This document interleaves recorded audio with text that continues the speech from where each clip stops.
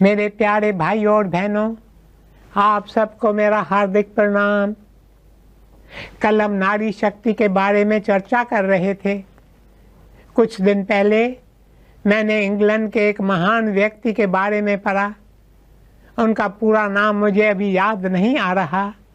उनका पहला नाम शायद जॉर्ज था।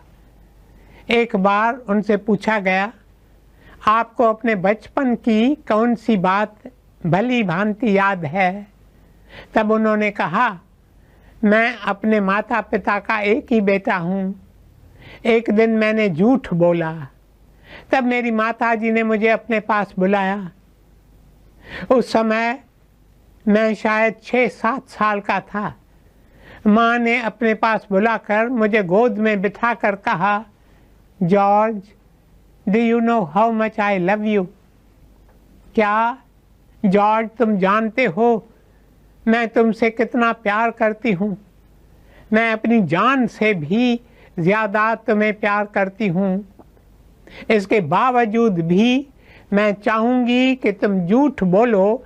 इससे बेहतर होगा कि तुम मर जाओ। आगे जॉर्ज ने कहा, माँ के ये शब्द किसी तीर की तरह मेरे दिल में चुभ गए।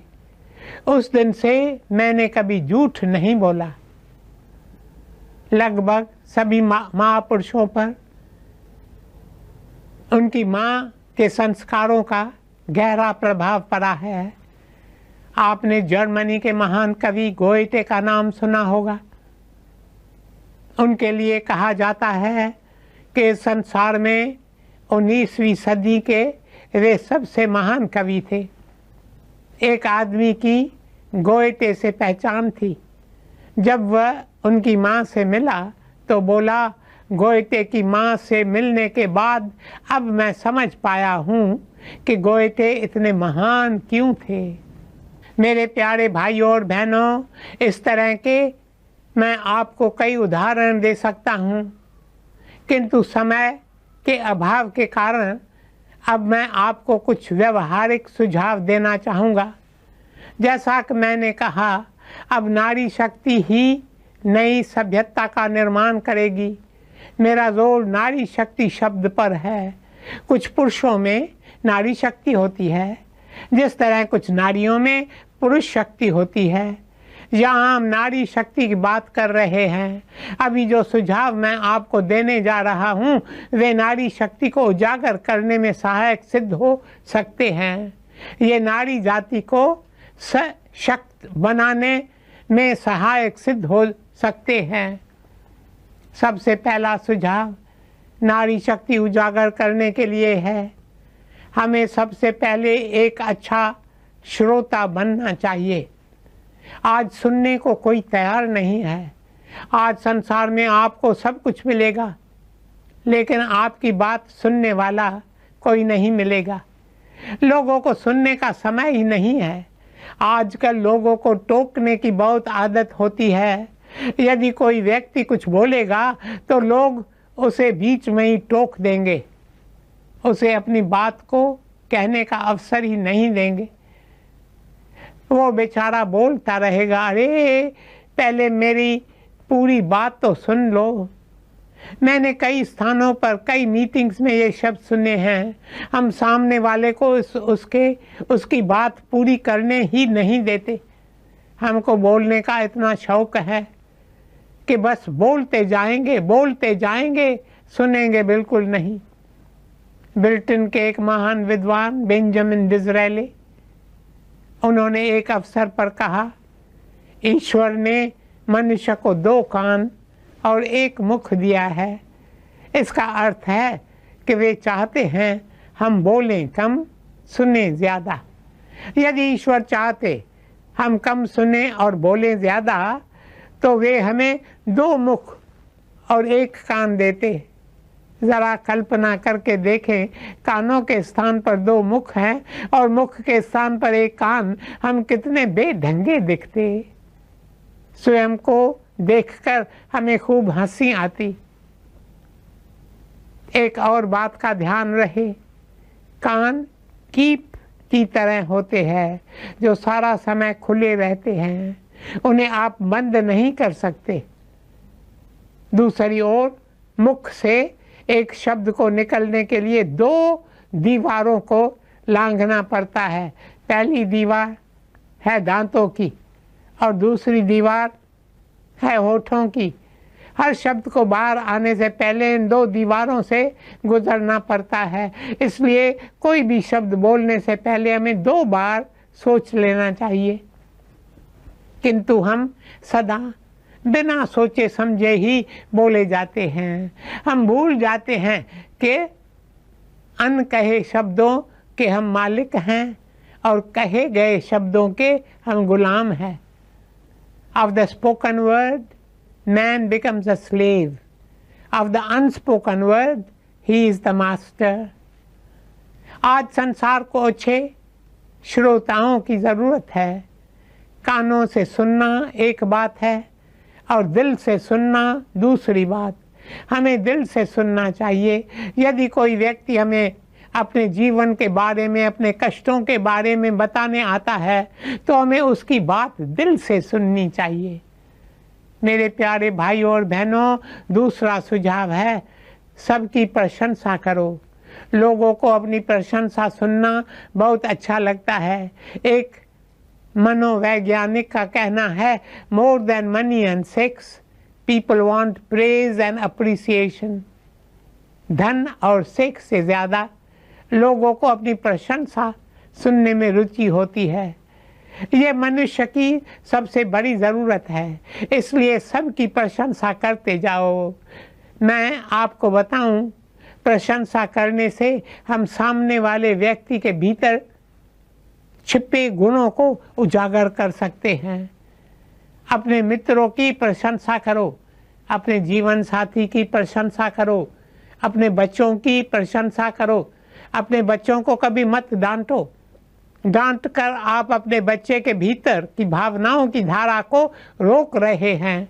वो धारा जो बाहर निकलने के लिए मचल रही है। बचपन में जब कोई हमारी प्रशंसा करता था तो हमें कितनी खुशी होती थी। मुझे याद आ रहा है, बचपन में एक बार मैंने आम का चित्र बनाया और मुझे ऐसा लग रहा था मानो मैंने संसार में सबसे अच्छा आम का चित्र बनाया है। वास्तव में वह आम से ज़्यादा केला दिखाई दे रहा था। किंतु जब मैंने वो चित्र अपने टीचर को दिखाया तो मेरे टीचर ने मेरी बहुत सराहना की। इस तरह उन्होंने मेरे भीतर के गुणों को उजागर करने में मेरी सहायता की। तीसरा सुझाव है, पहला था अच्छे श्रोता बनो, दूसरा था दूसरों की प्रशंसा करें और तीसरा है क्षमाशील होना। दूसरों को क्षमा करते रहो, बार बार क्षमा करते रहो, क्षमा करते थकना ही नहीं। एक बार श्री ईशा से पूछा गया, हम लोगों को कितनी बार क्षमा करते रहें? 7 बार काफ़ी है? इस पर श्री ईशा ने कहा, नहीं, 70 टाइम्स 7, अर्थात 7 बार 70 को गुना करो, जिसका अर्थ है 490 बार। मतलब तुम बिना गिनती किए लोगों को क्षमा करते रहो। ये मनुष्य का विशेष गुण है, क्षमा करते रहो। और क्षमा करना है तो पूर्ण रूप से करना है। मेरे प्यारे भाइयों और बहनों, 2 मित्र थे, दोनों आपस में भाइयों की तरह रहते थे। फिर एक दिन एक मित्र को पता चला कि दूसरे ने उसे धोखा दिया है, इसलिए पहले वाले ने दूसरे से कहा, आज से मेरा तुमसे कोई लेना देना नहीं है, तुम अपने रास्ते, मैं अपने रास्ते। कई साल बीत गए। एक दिन अचानक पहला मित्र बहुत बीमार पड़ गया और बिस्तर के हवाले था। उसने मन ही मन सोचा, अब तो कभी भी मेरा अंतिम समय आ सकता है, क्यों न मैं अपने दोस्त को क्षमा कर दूं। एक समय था, हम दोनों कितने अच्छे मित्र थे। दूसरे मित्र का नाम था रमेश। पहले मित्र ने रमेश को अपने पास बुलाया और कहा, रमेश, अब तो मेरे जीवन की अंतिम घड़ी आ गई है। जो कुछ हुआ उसे हमें भूल जाना चाहिए। forget and forgive. I will give you a hug. दोनों ने एक दूसरे को गले से लगाया। अब रमेश बहुत खुश था। उसने अपने मित्र से विदा ली और घर जाने लगा। अभी रमेश कमरे के दरवाजे से बाहर जाने ही वाला था कि उसके मित्र ने पीछे से पुकार कर कहा, पर रमेश याद रखना, मैं मर गया तो यह मित्रता रहेगी, और यदि जीवित रहा तो फिर समझो हमारे आपस में कोई मित्रता नहीं रहेगी। मित्रों, ये तो क्षमा करना नहीं हुआ, क्षमा पूर्ण होनी चाहिए। मैं बताऊं, पूर्ण रूप से क्षमा करने से हमारे मन को बहुत शांति मिलती है। यदि आपके मन में किसी के लिए कोई खलिश नहीं है तो आपके मन में शांति रहेगी। यदि मन में शांति होगी तो वो अपने आप में बहुत बड़ा इनाम है। क्षमा की भावना होना बहुत ज़रूरी है। एक व्यक्ति अपने गुरु के पास आया और बोला, आप हमें बार बार क्षमा करने के लिए कहते हैं, मैं एक आदमी को बार बार क्षमा करता रहा हूँ, अब मैं उसे आखिरी बार क्षमा कर रहा हूँ, किंतु भविष्य में मेरा उससे कोई लेना देना नहीं रहेगा। इस पर गुरु ने कहा, तुम्हारे जी में जो आए वो करो, किंतु ज़रा सोचो, यदि प्रभु तुमसे ये शब्द कहें तुम्हारा क्या हाल होगा। हम रोज़ कितनी गलतियां करते हैं, हम तो दोष और गलतियों से भरे हैं। फिर भी जब हम प्रभु के पास जाकर उसे क्षमा मांगते हैं तो वे हमें क्षमा कर देते हैं। यदि वे कहें, इस बार मैं तुम्हें क्षमा करता हूँ, किंतु आज के बाद मेरा तुमसे कोई लेना देना नहीं है, तब तुम्हारी क्या दशा होगी। शिष्य तुरंत गुरु की बात समझ गया और बोला, नहीं गुरुदेव, मुझे क्षमा करें, मैं फिर कभी ऐसा नहीं करूँगा। क्षमाशील होना बहुत ज़रूरी है। मेरे प्यारे भाई और बहनों, मुझसे किसी ने पूछा, क्या ईश्वर हमसे सौदा करते हैं? वे हमें तभी क्षमा करेंगे जब हम दूसरों को क्षमा करेंगे। इस पर मैंने कहा, नहीं, ईश्वर तो सदा क्षमा करते हैं, वे हमसे कोई सौदा नहीं करते, किंतु अगर हम दूसरों को क्षमा नहीं करते तब हम स्वयं क्षमाहीन भावना से घिर जाते हैं, जिसके कारण ईश्वर की क्षमाशीलता हम तक पहुंची नहीं पाती। मैं जब कॉलेज में पढ़ता था उन दिनों मैंने एक नाटक पढ़ा जिसका शीर्षक था एमॉस एंड एंडी। एमॉस लंबा चौड़ा और रुष्ट पुष्ट था और एंडी ठिंगना और मेरी तरह छोटा था। जब भी एंडी एमॉस के पास गुजरता तो एमॉस उसकी छाती पर मुक्का मारता था। शुरू में तो एंडी उसके इस व्यवहार का बुरा नहीं मानता था, लेकिन बाद में एंडी बगावत पर उतर गया। उसने कहा, यह आदमी अपने आप को समझता क्या है? वह लंबा चौड़ा और रुष्ट पुष्ट है तो इसका अर्थ यह नहीं कि वह सदा मुझे इस तरह मारता रहे। अब मैं भी उसे देख लूँगा। देखिए उसने क्या किया। उसने अपनी बनियान में बंदूक की बारूद भर दी ताकि जब अगली बार एमॉस उसकी छाती पर मुक्का मारेगा तो बंदूक की बारूद फट जाएगी और उसमें उसका हाथ जल जाएगा।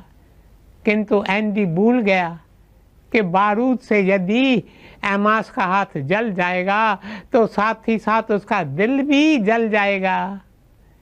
जो व्यक्ति क्षमा नहीं करता उसके साथ ऐसा ही होता है। बैर होना किसी का किसी से, भावना मन में बदले की होना।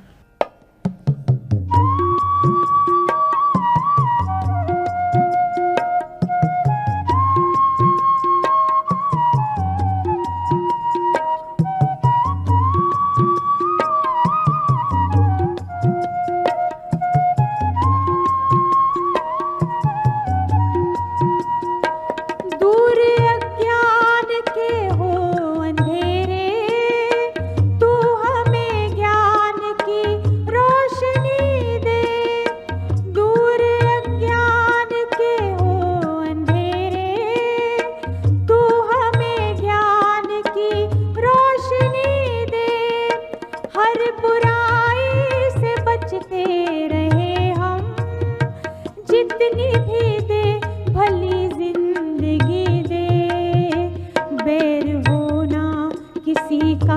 किसी से भावना मन में बदले की हो ना।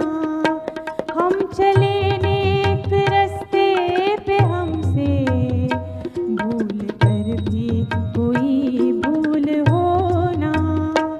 इतनी शक्ति हमें देना दाता, मन का विश्वास कमजोर होना, मन का विश्वास कमजोर होना, मन का विश्वास कमजोर होना। मेरे प्रियजनों, इसलिए प्रभु से प्रार्थना करें कि वे हमें बदले की भावना से दूर रखें। अब हम चौथे और अंतिम सुझाव पर आते हैं। चौथा सुझाव है नम्रता। नारी शक्ति को उजागर करने के लिए ये गुण बहुत महत्वपूर्ण होता है। आजकल हम कंपटीशन के ज़माने में रहते हैं।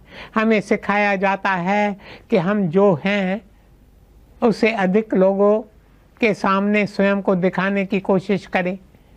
हमारे पास जितना पैसा है उससे अधिक स्वयं को धनवान बताने की कोशिश करें।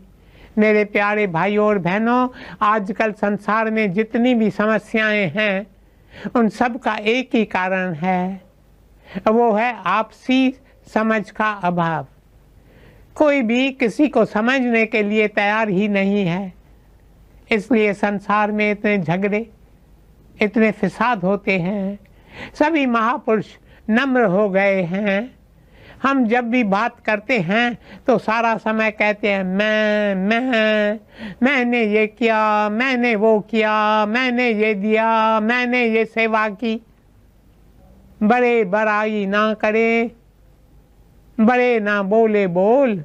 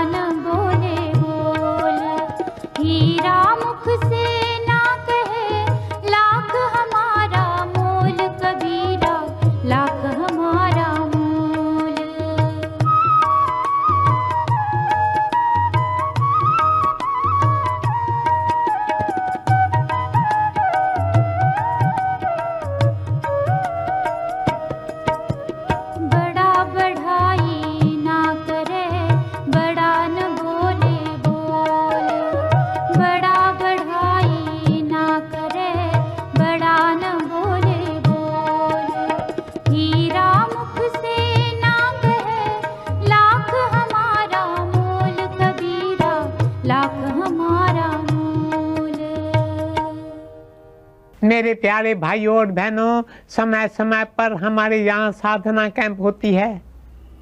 फिर इस साधना कैंप में सब लोगों से मैं कहता हूँ, हम सब एक साधना करेंगे। वो ये कि कोई भी व्यक्ति 4 घंटों तक अपनी बातचीत में मैं और मेरा शब्द का प्रयोग नहीं करेगा। किंतु हमने देखा है कि कोई भी व्यक्ति इस शब्द के प्रयोग से लगातार 4 घंटे नहीं बच पाया है। कहीं न कहीं मैं और मेरा शब्द का प्रयोग ही हो जाता है। ये मैं और मेरा शब्द हमारे भीतर कूट कूट कर भरा है। मेरे प्यारे भाइयों और बहनों, संत फ्रांसिस का नाम आपने सुना होगा। उनसे एक बार लोगों ने कहा, आप पढ़े लिखे नहीं हैं और देखने में भी आप हैंडसम नहीं हैं, आपके पास सत्ता भी नहीं है, फिर भी लोग आपके पीछे पीछे क्यों भागते हैं? तब संत फ्रांसिस बोले, ये श्रेय मुझे नहीं जाता, ये सब तो प्रभु की कृपा का फल है। फिर लोगों ने उनसे पूछा, पर ऐसा क्यों है कि ईश्वर ने अपनी कृपा बरसाने के लिए आपको ही चुना? इस पर संत ने कहा, ईश्वर सबसे अधम व्यक्ति की तलाश में निकले ताकि वे संसार को दिखा सकें कि उनकी कृपा क्या कर सकती है, और मुझसे अधिक अधम व्यक्ति उन्हें कोई नहीं मिला। इसे कहते हैं नम्र इंसान। संत फ्रांसिस पुरुष थे, किंतु उनके भीतर नारी शक्ति भरी हुई थी। ऐसे कई पुरुष हैं जिनमें नारी शक्ति होती है, उसी प्रकार कई नारियां हैं जिनमें पुरुष शक्ति होती है। हमें अपने भीतर नारी शक्ति को उजागर करना है। नारी शक्ति को उजागर करने के लिए और भी कई बातें महत्वपूर्ण हैं, जैसे प्यार और त्याग की भावना, सादगी तथा सेवा, और सबसे बढ़कर अध्यात्म के पथ पर अग्रसर होने की भावना। लेकिन समय के अभाव के कारण आज मैं इन बातों का विस्तार से विवरण नहीं दे पाऊंगा। मेरे प्यारे भाइयों और बहनों, अंत में इतना ही कहूँगा, आज हमारे सामने एक बहुत बड़ी जिम्मेदारी है, एक नई दुनिया का निर्माण करने की जिम्मेदारी। ऐसी दुनिया जहाँ युद्ध का नाम और निशान न हो, ऐसी दुनिया जहाँ मनुष्य चाहे वो किसी भी देश का हो, किसी भी जाति का हो, किसी भी धर्म का हो, अपना सिर ऊंचा उठाकर जी सके। ऐसी दुनिया जिसमें हर एक इंसान को इज्जत की रोजी रोटी कमाने के समान अवसर मिल सके। ऐसी दुनिया जहाँ एक एक प्राणी को जीने का हक मिल सके, और ऐसी दुनिया का निर्माण नारी शक्ति द्वारा ही संभव है। नारी शक्ति ही अब हमारा उत्थान करेगी। The woman soul shall lead us upward on. Om Shanti Shanti Shanti.